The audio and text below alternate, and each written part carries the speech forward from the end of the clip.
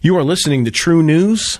I am Dr. David Berman. You can catch True News at truenews.com. If you want the truth, this is the place to come to. Joining me today is Reverend Jesse Lee Peterson, the Brotherhood Organization of a New Destiny. That's his organization that he started. He's been seen many times on Fox News Channel and other popular programs. This is a man I respect. He stands against the establishment. He's willing to speak out and take the heat for it. Much like Rick Wiles, of course, who takes on the establishment, and myself as well. We take it on because we need to speak the truth. Reverend Jesse, thank you so much for being with us. Thank you, Dr. Berman, for having me on. I appreciate it. Wonderful. I want to talk to you today about some things, particularly what the white liberal establishment does to black conservatives. Because, clearly we see there's a different standard set for if you happen to be a conservative and have black skin, apparently the white liberal establishment doesn't seem to like you too much. What do you have to say about that? You're absolutely right. And what they want to do, the white liberal establishment want to continue to give the impression that all black people think alike, and that all blacks are Democrats, and that they believe like Jackson and Sharpton and others does. And once they find out that people such as myself are conservatives, they try to block us out. Whenever there's a situation, so-called race situation, they would go to the liberal Democrats instead of getting the point of view of black Americans. They discriminate, black American conservatives, they discriminate against us. And I'm not surprised, because for the last 50 years or so, they have used black Americans for their own personal gain. And if blacks start to come to the forefront and say, hey, we don't agree with this is wrong, then the liberal blacks and whites will go out of business, and they don't want that to happen. So do you think that white liberals are just basically using the black community just for power? Is that what you're thinking, because they want blacks to be in poverty? Absolutely. They want black Americans brainwashed, dumbed down, and demoralized. They want black folks relying on the government. And so whenever there are issues that they want to promote, whether it's abortion or same-sex marriage or whatever, they say, hey, this is discrimination, just like you discriminated against the blacks. This is a civil rights issue. We have the right, and then because most blacks don't understand what is happening to them or how they're being used, they would come in and validate the liberals by saying, yeah, we support this. This is discrimination. And so that's why they're working hard to keep blacks down and out for their own personal gain. So tell me, how would they get away with playing the race card against black conservatives? I mean, they play the race card clearly against white conservatives, but how do they get away with this? They're playing the race card against a black conservative such as yourself. Well, because, first of all, they do it because most black people, not all, but most, believe that black conservatives are sellouts, they're Uncle Toms. They'll sold their souls over to the Republican Party or to the white establishment. And so when liberal whites criticize or discriminate against black conservatives, they're not going to get, they won't be attacked by most blacks, because most blacks will agree with them. But if they discriminated against black liberal Democrats, it would be a different story. But we'll hate it. As black conservatives, we're hated by most black people, just like they hate white Americans. And because they resent and hate white Americans, they think that we are one of them. So this, it's quite clear, though, that as we think about black conservatives and some of the great minds, we've got some of the, like Thomas Sowell, some of the things he writes, and it's almost like this sort of elitist, well, it's not almost, I think it is. It's this elitist mentality. Yes. And I guess they're saying to Reverend Jesse Lee Peterson, hey, you're not quite as smart as we are, and you need to get in line and come into line with the establishment and get with it, because you're upsetting the apple cart. Now, are you not a threat to them? We are a threat to them, without a doubt. We are threats in that we can influence other black folks, get them to realize or help them to realize that they need to be in control of their own lives. We help them to realize that the issue is not about race, it's about morals, it's about what is right, good versus evil. It shows other black people that they do not have to rely on the government, but they can work and do for themselves and treat people the way they would like to be treated, and that there's nothing that can hold them back in life in this country. And so we're a major threat to them, and that's why they try to shut us down and discriminate against us. Yes, for sure. And I think clearly there's this sort of, I think it's an incredibly insulting attitude of white liberals. It's this attitude, well, those little black people, they need to be taken care of by us. Yeah. And at the same time, they're talking as though, we've been told for so many years, we shouldn't see color. And Reverend Jesse, I mean, I'm a pastor. I minister to everybody. I don't care what color you are. It doesn't make no difference to me. I just don't care. I care about the content of character and people. Right. And this idea that, black people need to be taken care of and can't quite make it on their own. And so us white liberals are going to make sure that you guys are taken care of. It's incredibly insulting. I've also said for the last 23 years or so that white liberals, and especially the Democratic Party, do not respect black Americans. They do not believe that they are capable of thinking and doing for themselves. That's why they offer affirmative action based on color. They offer welfare programs. They offer free houses and food stamps and things like that, because they do not think that blacks are able to do for themselves. And to me, that's the worst kind of racial discrimination that you can run into. But yet most black people don't see it as racial discrimination because the government is taking care of them, and they have lost that sense of moral character, and they are addicted to someone else taking care of them. But you're absolutely right. Liberals, both black and whites, but especially white liberals, do not think that black people are mentally, emotionally, and physically able or capable of taking care of themselves. And this idea of the white, particularly the Democratic liberal establishment, to me it seems it's you trade one slavery for another. Now you're a slave to the government. You're a slave to food stamps. You're a slave to this idea that And what about the father? I know. So I look at your website, your sort of mission statement, a little statement there says building the family by rebuilding the man. And if we have an absolute destruction, and I think purposely, by the white liberal establishment of the black family in the inner city, an absolute destruction of it, and destroying the role of the man in the home by somehow making government daddy instead of the man in the home. The most hated group of people in America today by white liberals are men, period. Whether black men or white men. Yeah.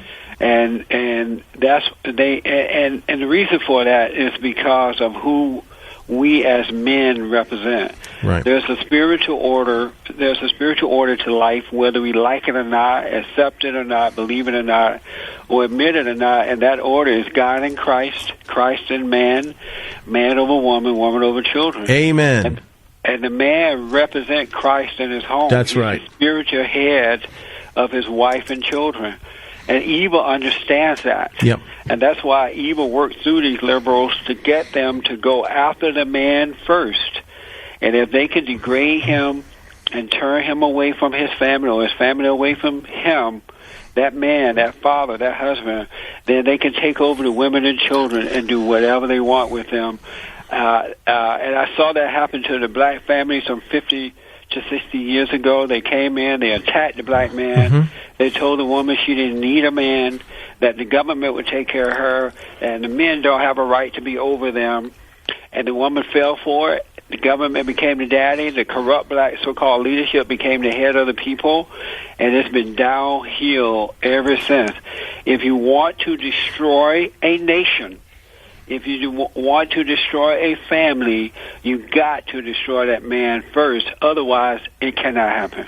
Well, brother, what you're saying is something I've been, it's been a cry of my heart for years and years and years. And I've taken on the establishment, the feminist establishment, this idea that, basically they just reject the Word of God. They reject the natural order of things. And as you said, a man is the head of the home. And this, we're raising generations of both black and white, and of course Hispanic as well, young men that don't understand their role as God-given leaders and protectors and providers for their family. And so, you take these young men, you kind of just put them out there, say, basically you have no purpose in life. Young men and young women do not understand the role of man anymore. That's right. Because they have not been raised by their fathers. They have not had that example there.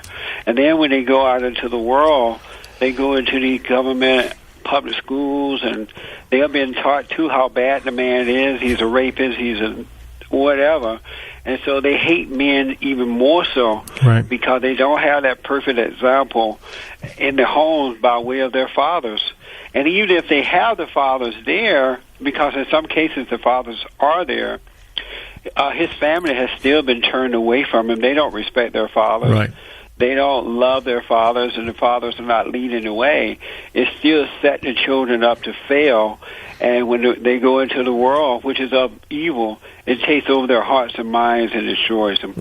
Indeed, this is the devil's plan, isn't it? The devil's plan is he comes to steal, kill, and destroy. And when the thing that Satan hates the most is the order of God. And as you know, brother, the marriage represents the relationship of Christ and the church. And so as you destroy the head of the home, then you leave the woman uncovered and for just the ravages of Satan's plan to come against her and the children.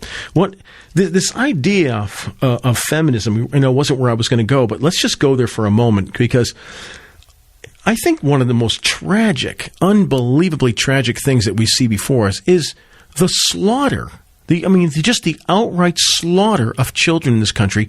And since we're talking about the black population, there has been a slaughter of black children, black babies through abortion. It's an absolute, it's a Holocaust.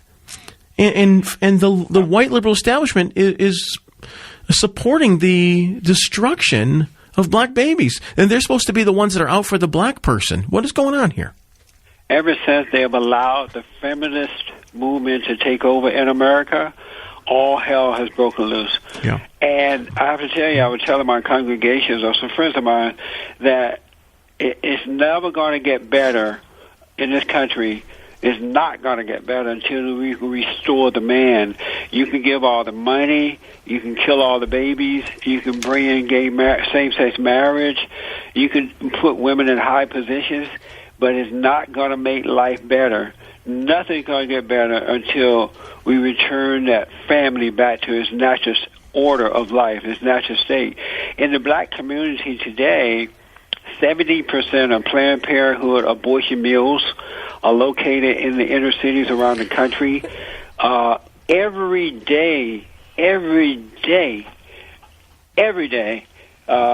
over 1,600 black babies are being aborted every day. And so why is this?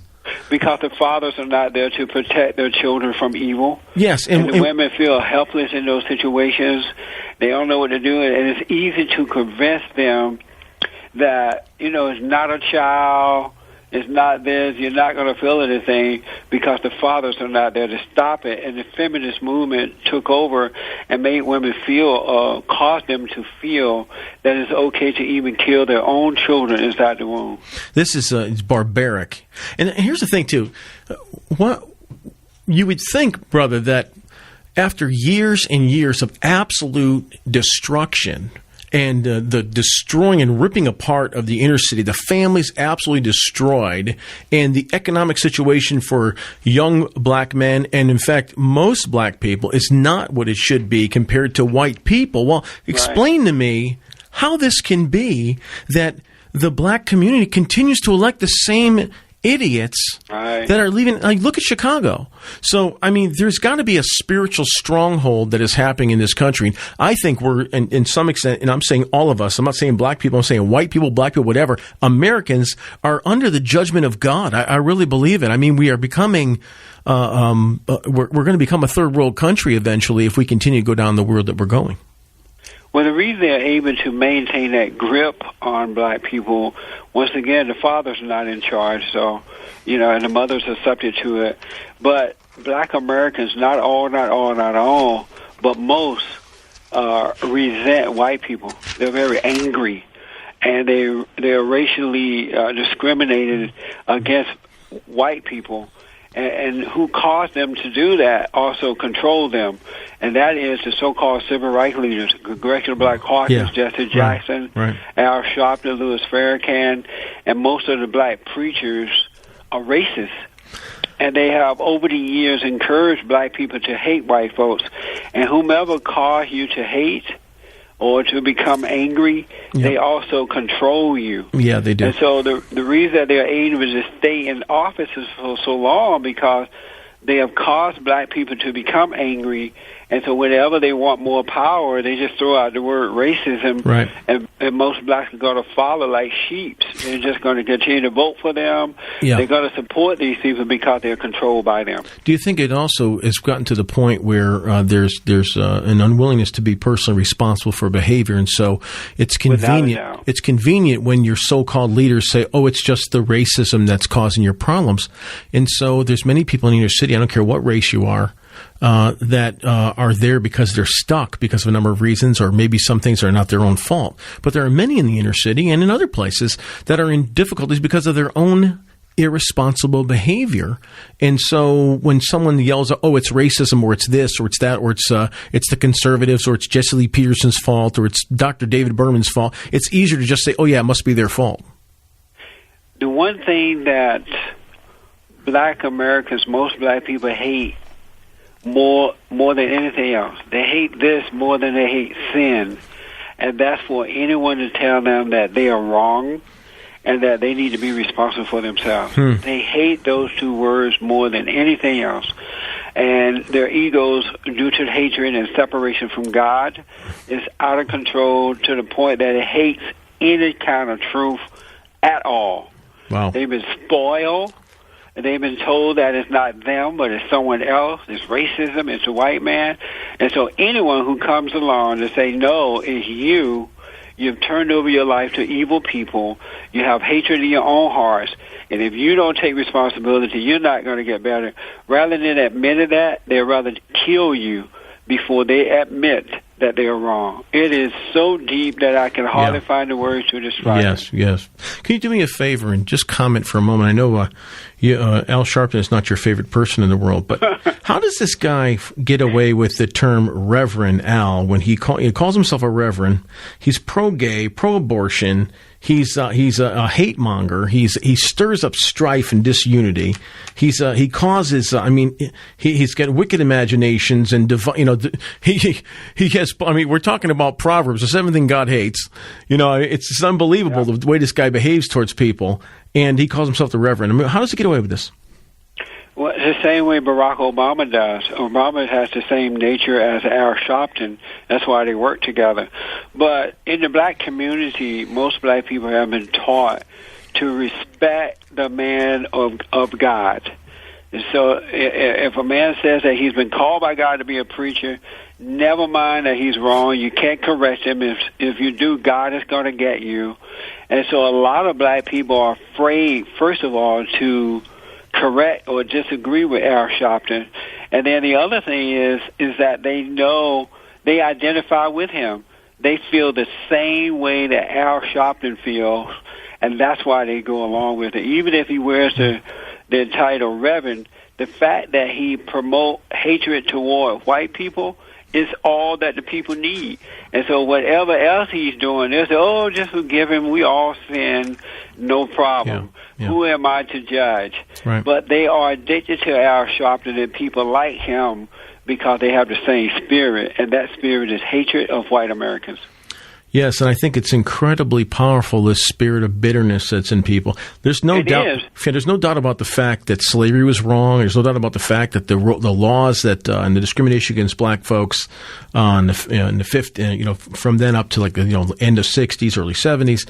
This is a terrible behavior. But at some point, if you just live in bitterness and resentment, then it's going to go on. We're coming to the end. I only have about 2 minutes, but if you can comment quickly.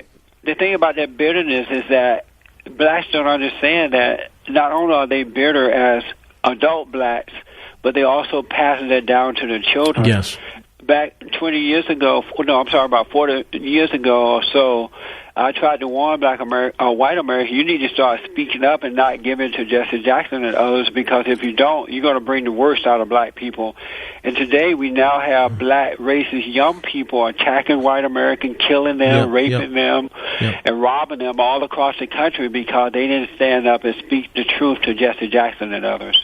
Okay, well, listen, Reverend Jesse Lee Peterson, thank you so much for joining me. A pleasure to speak with you. I'm a big fan of yours. Thank you so much. Same here. I appreciate you having me on, Dr. Berman. And people can go to my website at bondinfo.org, bondinfo.org. We just started our private school for boys, Bond Leadership Academy for Boys, so I want them to check that out as well. All right. Thank you so much. Blessings to you.